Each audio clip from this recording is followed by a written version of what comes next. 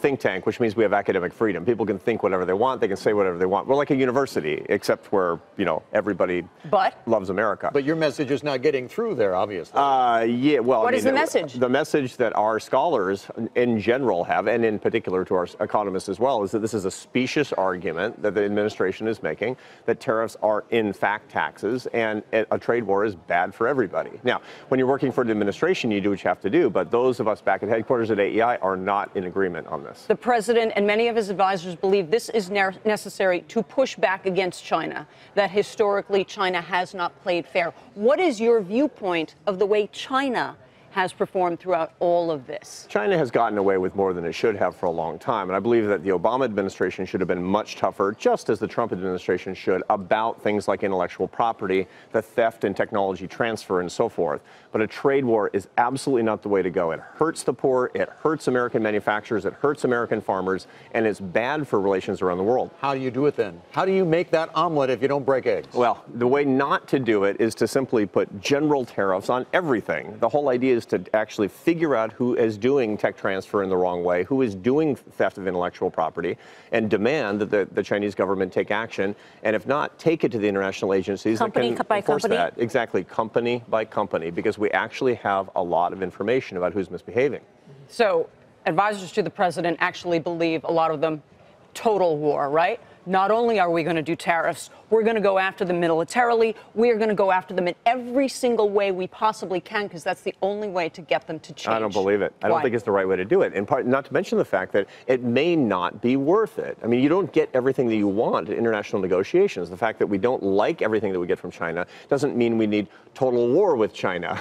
There are a lot of cases in which there's just simply too much collateral damage to American business, to American farmers, and to American citizens. But it's not just China. I mean, highlighting today with the European Commission president there, the charges have been made the European Union has been unfair in their trade relations with us as well. You could argue that maybe NAFTA hasn't been the best deal we ever struck with Canada and Mexico. So maybe you disagree with the president's tactics, but what about his objective of trying to further the course of free trade? I understand that. So if basically what we're saying is the way to get free trade is by making trade not free, it's a little bit inconsistent. That's not exactly the way that things work, not to mention the fact that you don't always get what you want in these negotiations. And what's most specious is the argument that everybody's giving us this raw deal for two reasons. If you look at the net tariff rate that the United States imposes, it's higher than that of Canada. So the idea that Canada is somehow messing with us, giving us a terrible deal is simply not true. How do you get that number? Why is our net tariff? Well, is that trucks? What is it? Well, you find the work of Michael Strain, who's the head of our economic policy division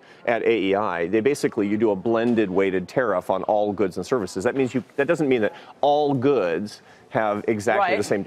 Some goods have higher tariffs because of the way that negotiations have gone in the past. Should we renegotiate? Always, constantly. We should always look for a better deal. But a trade war, wrong way to go. Based on that metric, so our net tariffs are higher than Canada. Where do we fit in with the EU and China? It's about equal, as it turns out. China's a little bit higher. And again, different economists measure it in different ways. But the idea that somehow they're putting on all these tariffs and we're not is simply incorrect. Not to mention the fact, it's not as if when we have a trade imbalance with another country, we're getting nothing for it. The president keeps saying that they're ripping us off. That's ridiculous. We actually get goods in exchange for the money that we give to other countries. And the reason that there's a current account deficit, the trade deficit they always talk about, is because we have a capital account surplus. Because there's foreign direct investment and investment in American capital markets, because we're the greatest country in the world to invest in. Okay, you don't want a trade imbalance? Cut off everybody's ability to invest in the United States. Done. You've got to be the 1,000th person on CNBC to have made that argument. Yes. I mean, hundreds and hundreds of people have probably made that point to the president, and he's got an obsession with trade deficits. He doesn't believe it. Have you heard this joke? I'm going to build a wall and put the face on that wall of every single person who's come on and said what you just said, and he doesn't. I know. We'll do 1,001. We got to keep fighting. What are you going to do? You expect anything to happen today? It's hard to say. I mean, one of the things that you can't underestimate the ability of the President of the United States to do things that other people haven't done. So you would always say when there's brinksmanship, nothing will ever happen. With Trump, you never know.